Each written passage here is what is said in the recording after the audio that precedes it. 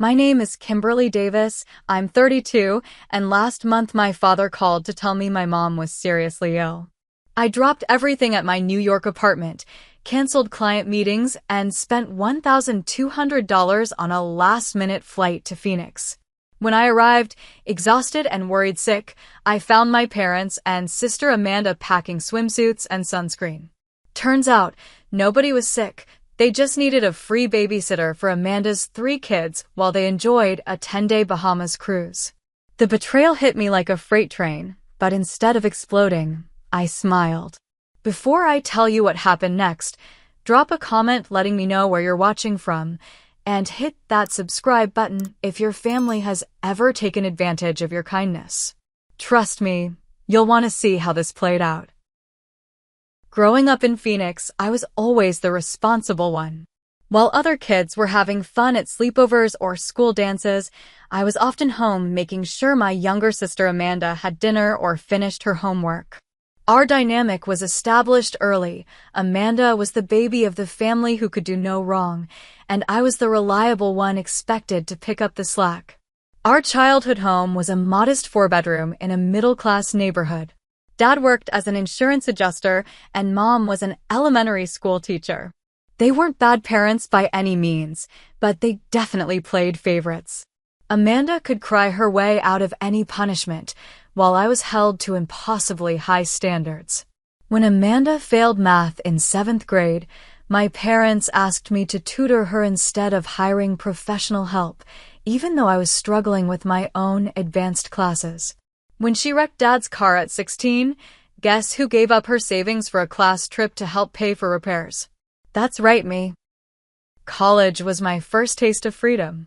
I attended Arizona State on scholarship while Amanda partied her way through community college, dropping out after 2 semesters. Even then, my parents called me regularly to help Amanda with job applications or to loan her money for rent. The pattern continued into our 20s. Amanda had her first child, Tyler, at 23. By 27, she had 3 kids with 2 different fathers, neither of whom remained in the picture. Through it all, our parents continued enabling her, watching the kids whenever she wanted to find herself or have me time. I finally escaped to New York 6 years ago. After earning my MBA, I landed a job at a boutique event planning firm that specializes in corporate events. Through hard work and late nights, I built a reputation as someone who could handle high-pressure situations with grace. Last year, I was promoted to senior event manager, handling clients with budgets in the millions. My relationship with my family improved with distance.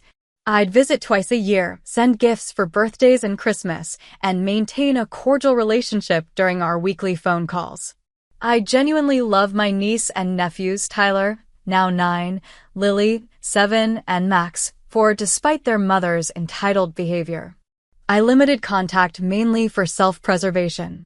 Every conversation with Amanda inevitably turned into complaints about how hard motherhood was, followed by not-so-subtle hints that I should help more because I only had myself to worry about. The week before my dad's call, I was deep into planning a major product launch for our biggest client, a tech company unveiling their groundbreaking new software. The event was scheduled for the following month, and I was working 14-hour days coordinating vendors, finalizing the venue details, and preparing contingency plans.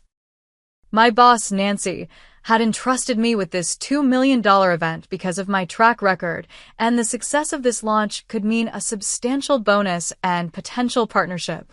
When Dad called that Tuesday night, I was reviewing vendor contracts in my apartment. His voice sounded strange, tight with worry. "Kimberly, it's Mom. She's got pneumonia, and the doctors are concerned. She's asking for you." My blood ran cold. Mom had battled breast cancer 5 years earlier, and her immune system had never fully recovered. "How bad is it?" I asked, already pulling up flight options on my laptop. "Bad enough that you should come home. Soon." His voice cracked. "Please, Kim." That was all it took. I called Nancy immediately, explaining the family emergency. Though clearly displeased about the timing, she was understanding and agreed I could work remotely where possible. I booked the earliest flight I could find, a red-eye leaving in 4 hours that cost nearly a month's rent. I packed haphazardly, called a taxi, and raced to JFK. The flight was turbulent, both literally and emotionally. I dozed fitfully between bouts of anxiety about Mom and frantic email exchanges with my assistant about the event preparations. When we landed in Phoenix, I hadn't slept more than an hour. I grabbed my luggage and immediately hailed a rideshare to my parents' house, not even stopping for coffee. Little did I know what awaited me there, a betrayal so calculated it would force me to reevaluate my entire relationship with my family.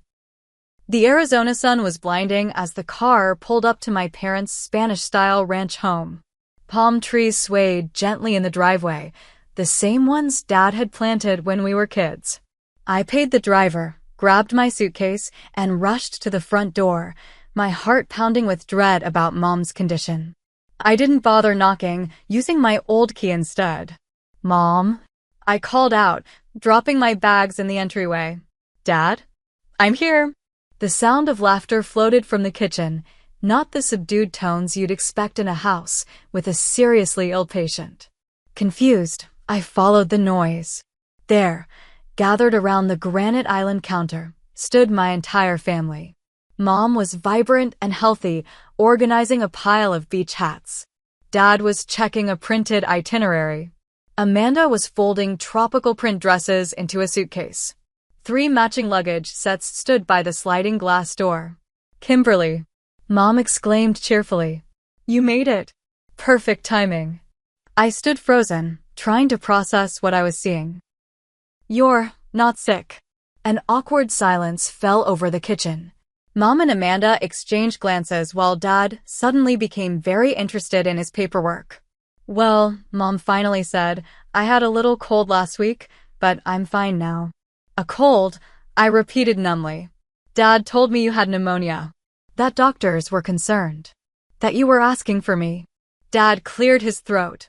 "Well, we needed you to come, and we knew you'd make excuses about work if we told you the real reason." "The real reason?" My voice had risen an octave. That's when Amanda stepped forward with her practiced smile, the one she'd used since childhood to get her way. "We're going on a cruise. 10 days in the Bahamas. It's been planned for months, and we really need this break." "What does that have to do with me?" I asked, though the sinking feeling in my stomach told me I already knew. "The kids," Amanda said brightly. "They can't come with us. It's an adults-only cruise. And we knew you'd be perfect to watch them while we're gone." The room spun slightly. "You lied about Mom being seriously ill, so I would fly across the country to be your babysitter?" "Well, when you put it like that," Dad began. "Yes, that's exactly how I'm putting it," I snapped. "Because that's what happened." Amanda rolled her eyes. "Don't be so dramatic. You were coming home for the holidays anyway, right? This is just a few weeks earlier. I was coming home for 3 days at Christmas, not 2 weeks in October. I'm in the middle of planning a major event. I could lose my job over this." Mom finally spoke up. "Sweetie, family comes first. Amanda and your father, and I really need this vacation. It's been so stressful with the kids and everything. And my life isn't stressful?"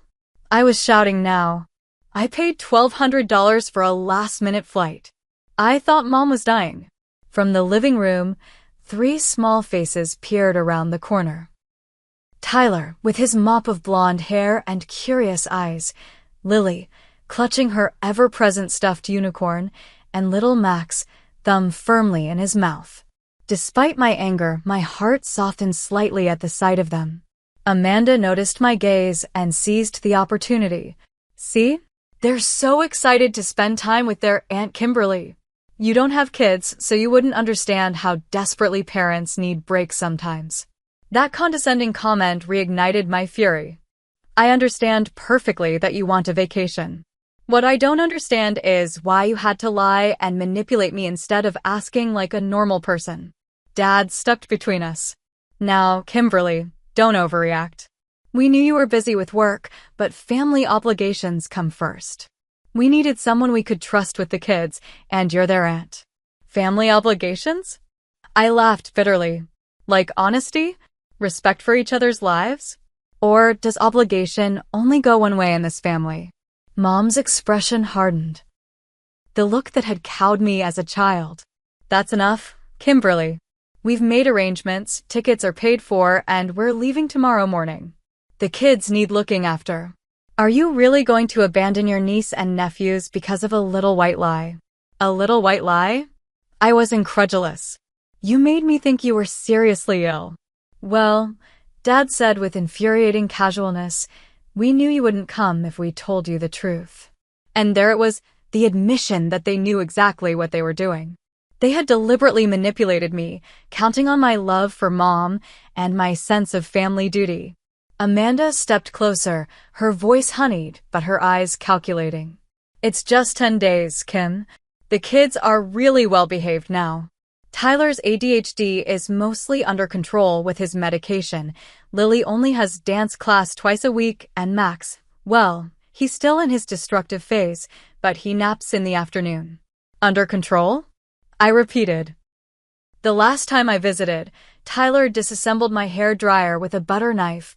Lily had a 2-hour meltdown over a broken crayon, and Max drew on every wall in the guest room. They've matured, Amanda insisted, though her darting eyes betrayed her. Besides, they adore you. I looked again at the children, who were now fully in the doorway. Despite everything, they weren't to blame for their mother's actions. Tyler gave me a small wave, and I couldn't help but wave back. Our ship leaves at 11 tomorrow, Mom said, clearly considering the matter settled. We'll go over the children's schedules tonight. The realization hit me. They never doubted I would cave. They had counted on my lifelong pattern of giving in, of putting everyone else's needs before my own. In their minds, I'd protest, then surrender, just like always. I was trapped. If I refused and left, the kids would be abandoned. If I stayed, I was rewarding their manipulation. As the full weight of their betrayal sank in, I felt something inside me shift fundamentally, a lifetime of resentment crystallizing into clarity. My family had gone too far this time. That evening, while my parents and Amanda continued packing as if nothing had happened, I retreated to the guest room to call Nancy. My hands trembled as I dialed. This wasn't just about family drama anymore. My career was at stake. Let me get this straight, Nancy said after I explained the situation. Your mother isn't actually sick? They lied to get you to babysit. Her New York directness was oddly comforting. Exactly. And now they're leaving tomorrow for 10 days. Kim, we have the Horizon launch in 3 weeks. I sympathize with your situation, but there's no way you can be out of the office for that long right now. I closed my eyes, feeling the walls closing in. I know. I'm trying to figure out a solution. Either come back or we'll have to reassign the project to Melissa, she said bluntly. I'm sorry, but there's too much at stake. Reassignment would effectively end my chances of partnership. After we hung up, I sat on the edge of the bed, trapped in an impossible position. If I abandoned the kids, I'd never forgive myself. If I stayed, I'd be sacrificing the career I'd worked so hard to build and showing my family that manipulating me worked. A soft knock interrupted my thoughts. It was Lily, holding her unicorn. Aunt Kim? Are you mad at us? Her small voice broke my heart. I pulled her into a hug. No, sweetie. Never at you. I'm just surprised about the trip. Mommy said you'd be happy to play with us, she said innocently. Of course she did. I always love spending time with you, I told her truthfully. I just wish I'd known sooner. Lily nodded solemnly. Like when Mommy surprises us with the dentist. I hate surprises. Out of the mouths of babes. Dinner was a tense affair. Mom had ordered pizza, and while the kids chattered excitedly about all the things we would do together, the adults ate in uncomfortable silence. I noticed that despite the months of planning Amanda had mentioned, there seemed to be very little actual preparation for the kids. After the children went to bed, Amanda provided what she called a handover briefing, which consisted of a hastily scribbled note with their school details and a vague outline of their routines. Tyler needs his medication each morning with breakfast. The prescription bottle is in my bathroom. Lily has dance on Tuesdays and Thursdays. You'll need to get her there by 4. Max still has accidents sometimes, so there are pull-ups in his drawer. Oh, and none of them will eat vegetables unless you hide them in pasta sauce. What about emergency contacts? Their pediatrician's information? Health insurance cards? I asked. Amanda waved dismissively. They're healthy kids. You worry too much.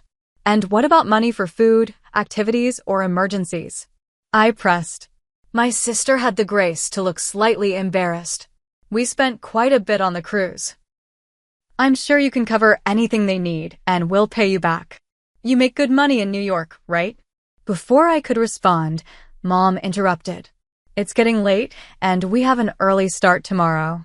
Everything will be fine, Kimberly. You're making this more complicated than it needs to be.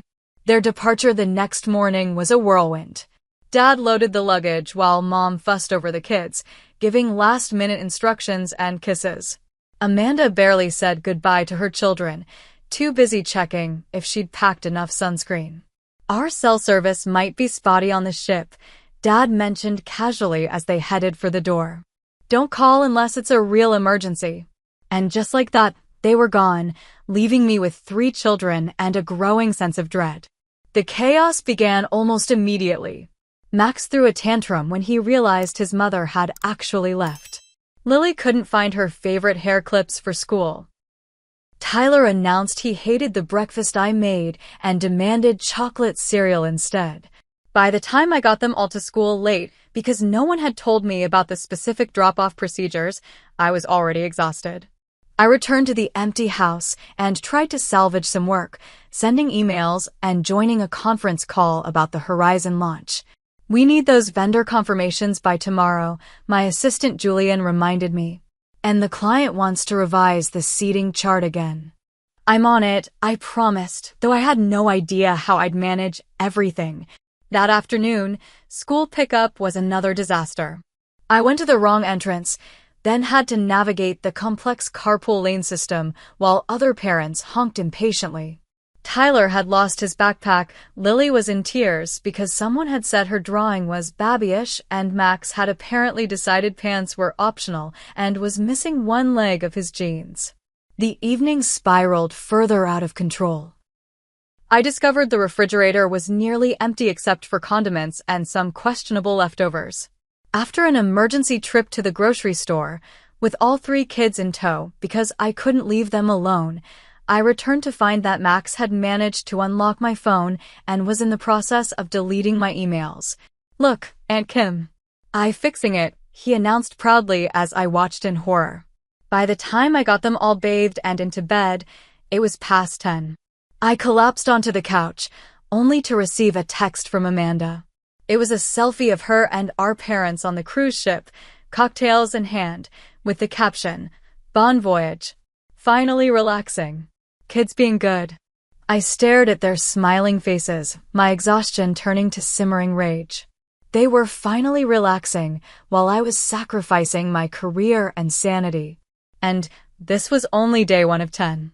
Sleep eluded me that night. Between checking work emails, trying to recover deleted files, and Max waking up twice with nightmares, I maybe got 3 hours of rest. As I lay awake, staring at the ceiling, I realized with perfect clarity, this wasn't love or family duty. This was exploitation. And for the first time in my life, I wasn't willing to accept it. By day 2, I was running on fumes. The morning routine was slightly smoother until I discovered Tyler was out of his ADHD medication. Mom usually gets more when the bottle is empty, he explained, appending the container to show me the single pill remaining. I called the pharmacy, only to learn they couldn't refill the prescription without doctor authorization, and Amanda hadn't left any information about Tyler's doctor. I can try calling around to pediatricians in the area, the pharmacist suggested sympathetically. That would be great, I said, adding it to my growing list of problems. I managed to get the kids to school on time, then set up my makeshift office at the dining room table. The Horizon launch was unraveling in my absence. Vendors were backing out without in-person reassurance. The venue had questions about technical requirements, and the client was growing increasingly anxious about my remote status. I was deep in crisis management mode when I got a call from Lily's school. "Ms. Davis? This is the school nurse. Lily says she has a stomachache and needs to go home."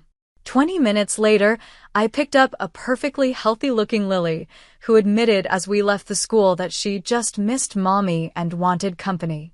My work conference call had to be rescheduled. Again.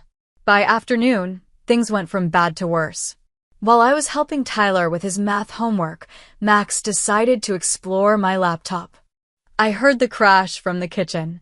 Running into the living room, I found my $2,000 MacBook on the floor, screen shattered, with Max standing over it, a hammer from God knows where in his small hand. I wanted to see inside, he explained innocently. "My laptop, with all my work files. My presentations for the Horizon launch. Gone." I didn't yell. I couldn't. I just stood there, staring at the destruction of both my property and likely my career. Lily started crying, thinking I was angry. Tyler began frantically trying to pick up the pieces. Max looked confused by my silence. I gathered them all for a group hug, assuring them everything was okay, then sent them to play in the backyard while I assessed the damage. The laptop was beyond repair.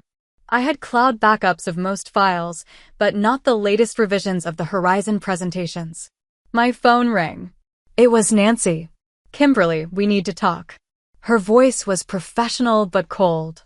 "The Horizon people are getting nervous. They've asked about having Melissa step in as backup." "Nancy, I can fix this. I just need. We can't risk losing this account, Kim. They're talking about taking their business to Henderson and Associates if we can't demonstrate stability. Henderson was our biggest competitor. Give me 24 hours, I pleaded. I'll figure something out." After we hung up, I stared at the wall, the full weight of the situation crushing me. I was about to lose the career I'd spent years building because my family had manipulated me into an impossible situation. The doorbell rang. It was the pharmacy delivery with Tyler's medication, which they couldn't refill because they couldn't reach his doctor. One more problem without a solution. That night, after another chaotic dinner where Lily refused to eat anything but plain pasta, Tyler built and launched a soda bottle rocket in the living room, and Max drew on the dining room table with permanent marker. I retreated to the bathroom for a moment of peace. Sitting on the edge of the bathtub, I finally broke down. Silent tears turned to body-racking sobs as years of suppressed frustration and resentment poured out. I'd always been the reliable one, the responsible one, the one who sacrificed. And what had it gotten me? Taken advantage of, again and again. As I washed my face, I stared at my reflection in the mirror. The woman looking back at me was exhausted, defeated. But underneath that, I saw something else. Determination. "I don't deserve this," I whispered to myself. And, for the first time, I truly believed it. That's when the idea began to form. Not out of malice, but out of self-preservation and the belated realization that sometimes the kindest thing you can do, for yourself and others, is to stop enabling destructive patterns. I made 3 phone calls that night.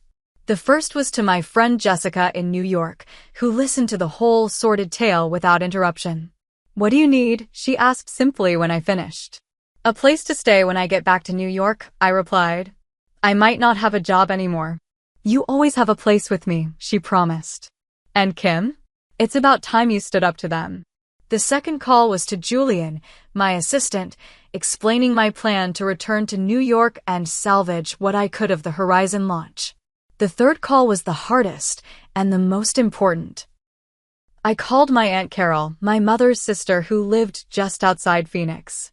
Carol had always been the black sheep of the family, mainly because she called out bad behavior instead of enabling it. She and Amanda had a strained relationship because Carol never hesitated to criticize Amanda's parenting. They did what? Carol exclaimed when I explained the situation. Her outrage was validating. I know it's a lot to ask, I said, but the kids shouldn't suffer for their parents' behavior. Bring them over, Carol said without hesitation. I've been saying for years that those children need structure and consistency. As I hung up, a strange calm settled over me. For the first time since arriving in Phoenix, I felt in control. I had a plan. The next morning, I sat the kids down for an honest conversation. I love you all very much, I told them, but I need to go back to New York for my job. You're going to stay with Great Aunt Carol for a few days until your mom and grandparents get back. I expected tears or protests, but instead, Tyler asked thoughtfully, is it because we've been too much trouble? My heart broke a little. Absolutely not. This is about grown-up responsibilities and choices. None of this is your fault. Will Aunt Carol let us have ice cream? Max wanted to know. I'm sure she will, I smiled. And she has that big yard with the tire swing, remember? Lily looked concerned. But what about Mommy? Won't she be mad if we're not here? Out of the mouths of babes, indeed. Your mom made a choice to go on vacation, I explained gently. I'm making a choice too. Sometimes adults have to make hard choices. As they process this, I added, and I promise I'll video chat with you every day until your mom gets back. With that settled, I began documenting everything. Taking photos of the house's condition, saving Amanda's minimal instructions, and writing detailed notes about each child's needs and routines. I wasn't being vindictive, I was being thorough. Next, I packed the kids' essentials and favorite toys. Then I wrote a letter, calm, factual, and unapologetic, explaining exactly why what they had done was wrong and damaging to both me and their relationship with me. I included the receipts for the expenses I'd incurred, from my flight to the groceries I'd bought. With each action, the fog of obligation and guilt that had surrounded me for years began to lift. This wasn't about revenge. It was about finally establishing boundaries that should have existed long ago. The next morning, I loaded the kids and their belongings into the rental car I'd arranged. The drive to Aunt Carol's was filled with Tyler's excited chatter about her pool, Lily's questions about when her mother would return, and Max's attempts to sing the alphabet song on repeat. Carol's home was a stark contrast to the chaos of Amanda's. The Spanish-style house sat on a half-acre lot with mature citrus trees and a well-maintained garden. Wind chimes tinkled gently from the covered porch where Carol waited, a warm smile on her face. There are my great-nephews and niece, she called, coming down the steps to greet us. Carol had raised 3 children of her own, all now successful adults, and had a natural way with kids that immediately put them at ease. She knelt to Max's level, admiring the toy dinosaur he thrust toward her. She complimented Lily's braids and asked Tyler about his latest science project. Inside, Carol had prepared bedrooms for each child, with thoughtful touches like nightlights and stuffed animals. The kitchen counters held ingredients for cookie baking, an activity she had planned for that afternoon. I've cleared my schedule for the next week, Carol told me as the kids explored the house. My book club can manage without me, and Barbara next door will help with school pickups if needed. I handed her the folder I'd prepared with medical information, school details, and daily routines. I've included everything I know, which isn't much. Amanda didn't leave much information. Carol's expression tightened slightly. That doesn't surprise me. Don't worry, we'll figure it out together. We sat the children down to explain the arrangement again, making sure they understood that this wasn't a punishment and that they could call me anytime. And we'll have plenty of fun, Carol assured them. I thought we could make cookies today, and tomorrow maybe we'll visit the Children's Museum. Lily's eyes widened. Mommy never takes us to the museum. Well, Great Aunt Carol does things differently, Carol said with a wink. After helping settle the kids in, I found myself in Carol's kitchen, a cup of tea steaming before me. You're doing the right thing, Kimberly, she said, joining me at the table. Amanda needs to learn that her actions have consequences. I'm not trying to punish her, I said, suddenly feeling uncertain. I just can't sacrifice my career and mental health anymore. That's not punishment, dear. That's having healthy boundaries, something this family has never been good at. Carol patted my hand. The children will be fine. In fact, I suspect they'll thrive with a bit of consistency and structure. I nodded, feeling both relief and lingering guilt. I'll call every day to check in, and I've booked a flight back as soon as my work situation is stabilized. Take the time you need, Carol assured me. This might be the wake-up call Amanda and your parents need. Before leaving, I hugged each child tightly, promising to video chat that evening. As I drove away, watching them wave from Carol's porch, I felt a complex mix of emotions, sadness at leaving them, anger at being put in this position, but also a growing sense of empowerment. Back at my parents' house, I completed the final steps of my plan. I placed my letter on the kitchen counter where it couldn't be missed.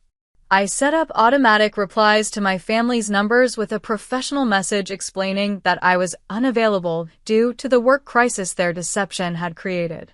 I tidied the house, documented its condition with photos, and packed my belongings. As a final touch, I left the shattered remains of my laptop on the dining room table with a note detailing exactly how it had been broken and the cost of replacement. My flight back to New York was scheduled for early evening. As I locked the front door behind me, I felt like I was closing a chapter of my life, not ending the book, but perhaps finally writing it on my own terms.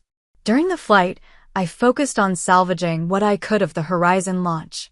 Using the in-flight Wi-Fi and my tablet, I recreated portions of the lost presentation and emailed detailed instructions to Julian. By the time we landed at JFK, I had a plan to save both the event and possibly my job. Jessica met me at the airport, enveloping me in a hug before I could even put down my bags. "I'm proud of you," she said simply. As we drove to her apartment, I checked in with Carol. The video call showed 3 happy children, faces smeared with chocolate from cookie baking, eagerly telling me about their day. "Aunt Carol lets us help cook," Tyler announced proudly. "And we have to put our toys away before getting new ones out," Lily added, as if this revolutionary concept both puzzled and pleased her. Max just waved frantically, shouting, "Miss you, Aunt Kim," before running off to show Carol's cat a cookie. "They're adjusting beautifully," Carol assured me. "Don't worry about a thing here." That night, in Jessica's guest room, I slept better than I had in days, unburdened by the weight of others' expectations and secure in the knowledge that I had finally done what was right for everyone, including myself. The explosion happened exactly as I'd anticipated. 3 days after I returned to New York, Amanda called from the cruise ship, her voice shrill with panic and rage. "What do you mean you're in New York? Where are my kids?" I maintained the calm, professional tone I'd practiced. "The children are safe with Aunt Carol." I had to return to salvage my career after being manipulated into leaving it. "You abandoned my children." She was practically screeching now. "No, Amanda. I ensured they were safely cared for by a responsible adult after their mother abandoned them for a cruise." Her sputtering was interrupted by my father grabbing the phone. "Kimberly and Davis, what the hell do you think you're doing?" "Setting boundaries," I replied evenly. "Something I should have done years ago. We asked you for one simple favor. You lied about Mom being critically ill to manipulate me into flying across the country. That's not asking for a favor. That's exploitation." "Don't be so dramatic," he scoffed. "It was just a little white lie. A lie that cost me $1,200 in airfare, nearly cost me my job, and destroyed my $2,000 laptop.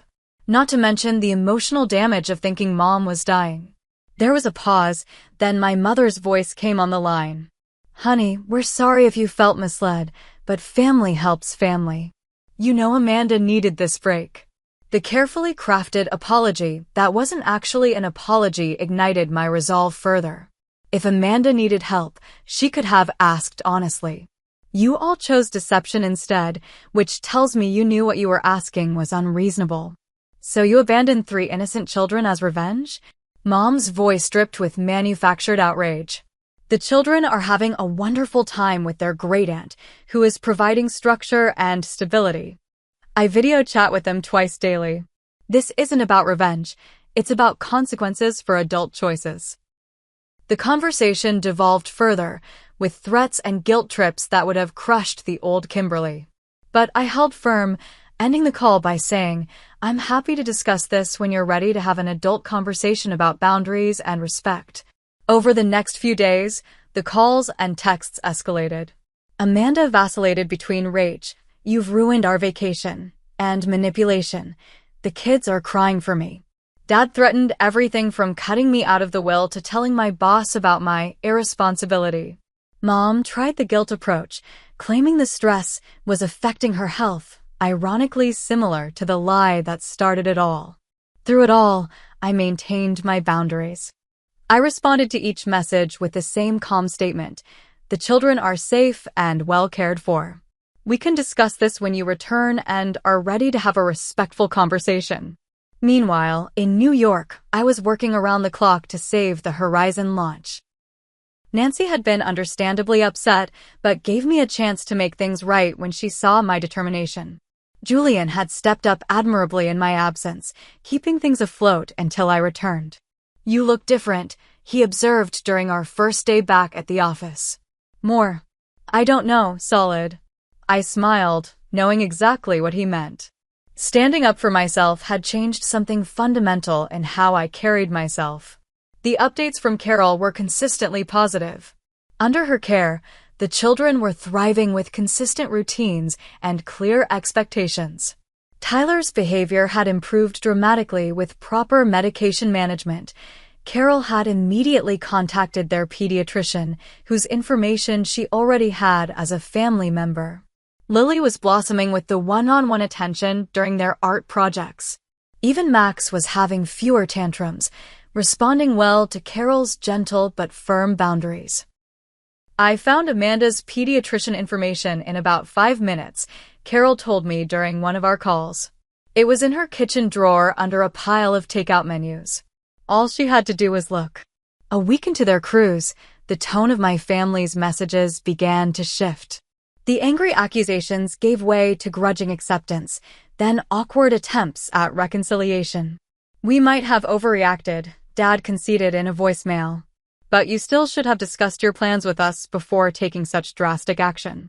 It was as close to an admission of wrongdoing as I'd ever heard from him. What truly surprised me, however, was the reaction from the extended family. Word had spread about what happened, and instead of the unanimous condemnation my parents clearly expected, many relatives reached out to express support for my actions. "It's about time someone stood up to them," my cousin Rachel texted. "Amanda's been getting away with murder for years." My Uncle Mark, Dad's brother, actually called to say, "Good for you, kiddo. Jim and Sandra have been enabling Amanda's behavior too long. Maybe this will be the wake-up call they all need." Even my grandmother, usually the first to insist on family harmony at all costs, sent a card that simply read, "Sometimes love means setting boundaries. Proud of you." By the time my family returned from their cruise, public opinion had shifted decisively in my favor. They came home to find not only my letter detailing their manipulation, but also a community less willing to overlook their behavior than before. Amanda called the day after they returned, her tone subdued. "The kids seem happy at Carol's. They've been telling me about all the activities and rules." She said rules like it was a foreign concept. Max actually picked up his toys without being asked. "Carol is good with children," I replied neutrally. A long pause followed. "I didn't think about what my request would do to your job," she finally said. It wasn't quite an apology, but it was the closest Amanda had come to acknowledging my reality in years. "No, you didn't," I agreed. And Dad and Mom didn't think about the emotional impact of lying about a serious illness. Another pause. "They thought you wouldn't come otherwise." "Because I have responsibilities of my own. Adult responsibilities that deserve respect." The conversation ended awkwardly, but it was the first time we'd spoken as equals rather than in our usual enabling/enabled dynamic. 2 days later, I received the most surprising message of all, a text from my father that contained just 5 words: "You might have been right." From him, It was practically a full concession. The Horizon launch ultimately went forward successfully, though with some scaled-back elements due to the time lost. Nancy recognized my extraordinary effort in salvaging the event and, in a surprising turn, used the family emergency as leverage with the client. Kimberly managed to deliver this caliber of event despite a genuine family crisis, she told them. Imagine what she can do without such obstacles.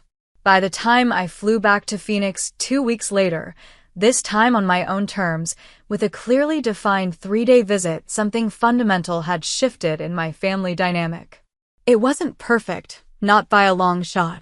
But for the first time, there was an acknowledgement that I had the right to set boundaries and that crossing them had consequences. 6 months after what my cousin Rachel had dubbed the Great Babysitting Mutiny, I found myself back in Phoenix for a weekend visit. Spring had brought desert wildflowers and a tentative new growth in my family relationships as well. The changes were subtle but significant. Amanda had actually called 2 weeks in advance to ask if I could watch the kids for a single evening during my visit, rather than assuming my availability. My parents had stopped their guilt trips when I couldn't make it for random family events. Most surprisingly, they'd all started acknowledging my career as a legitimate priority rather than an inconvenient obstacle to my family obligations. Tyler ran to hug me when I arrived, proudly showing me his science fair ribbon. And Carol helped me with the research, he explained. And Mom made sure I had time to work on it every day. Lily, more reserved but equally excited, had prepared a dance routine to show me. I practice for 30 minutes every day now, she informed me seriously. Mom got me a chart to track my progress. Even little Max seemed more centered, greeting me with a surprisingly gentle hug instead of his former tackling approach. We've been working on appropriate ways to show affection, Amanda explained, a hint of defensiveness in her tone, but also genuine pride. My sister had changed too. Not dramatically, leopards don't completely change their spots overnight, but meaningfully. She'd started taking parenting classes at the community center, prompted initially by Carol's influence, but continuing on her own. I realized I didn't actually know what I was doing, she admitted during a rare moment of vulnerability as we sat on the patio while the kids played in the yard. I just expected everyone to fill in the gaps for me. Parenting is hard, I acknowledged. I can't imagine doing it without support. But I took advantage of that support, she said, staring into her iced tea. Especially from you. For years. It was the closest thing to an apology I expected to get, and I accepted it for what it was, growth. My parents had made adjustments too. Mom had stopped her reflexive defense of Amanda's every action. Dad had begun acknowledging my professional accomplishments, even asking thoughtful questions about my work.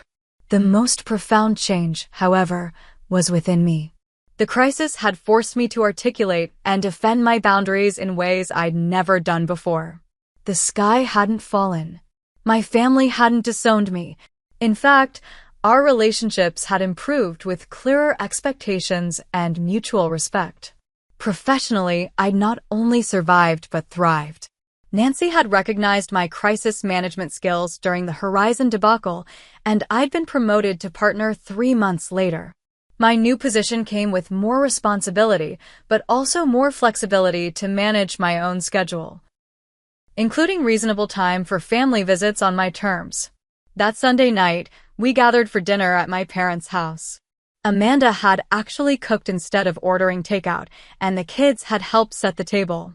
The conversation flowed more easily than it had in years, with everyone getting a chance to speak without interruption or dismissal.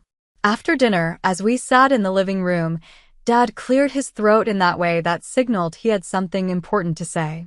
"Your mother and I have been doing some thinking," he began, looking uncomfortable but determined, "about what happened last fall." The room grew quiet.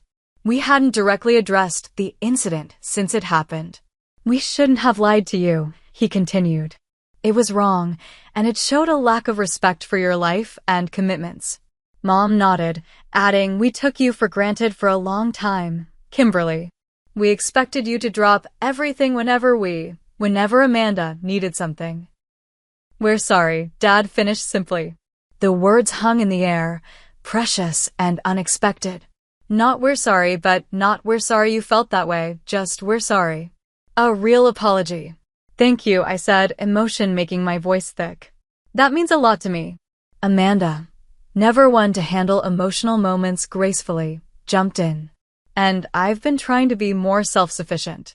Carol's been helping me with budgeting and schedules." She glanced at our aunt, who had been invited to dinner at my request. Carol smiled encouragingly. "Amanda's made remarkable progress. She hasn't asked me to babysit on short notice once this month." "Baby steps," Amanda admitted with a self-deprecating laugh. Later that evening, as I prepared to leave for my hotel, Tyler approached me with a serious expression. "Are you still mad at Mom and Grandma and Grandpa?" he asked. I knelt to his level. "I'm not mad, Tyler. I was hurt and disappointed, but we're working through it." He nodded thoughtfully. "Mom explained that you have important work in New York, like she has important work being our mom." "That's right," I agreed, touched by this evidence of Amanda's changed perspective. "And she said everyone deserves respect, even when they say no." I hugged him tight, my heart full. "Your mom is absolutely right about that." As I drove to my hotel, I reflected on the unexpected gifts that had come from that painful episode. By finally standing up for myself, I had not only gained self-respect, but had actually helped my family grow. Our relationships were healthier now, built on mutual respect rather than obligation and guilt. The path forward wouldn't always be smooth. Old patterns have a way of reasserting themselves in times of stress. But we had new awareness now and tools to communicate more honestly. For the first time in my adult life, I felt like an equal member of my family rather than just the reliable one who could be counted on to sacrifice without complaint. Sometimes the most loving thing you can do for others is to show them how to treat you properly. Sometimes a smile in the face of manipulation, followed by setting firm boundaries, can change not just your life, but the lives of those around you. If you've ever found yourself in a similar situation, taken for granted, manipulated, or expected to continually sacrifice your needs for others, I hope my story gives you courage. Setting boundaries isn't selfish, it's necessary for healthy relationships.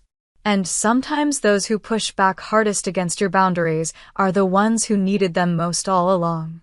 I'd love to hear your stories of setting boundaries with family members. Have you ever had to take a stand like I did?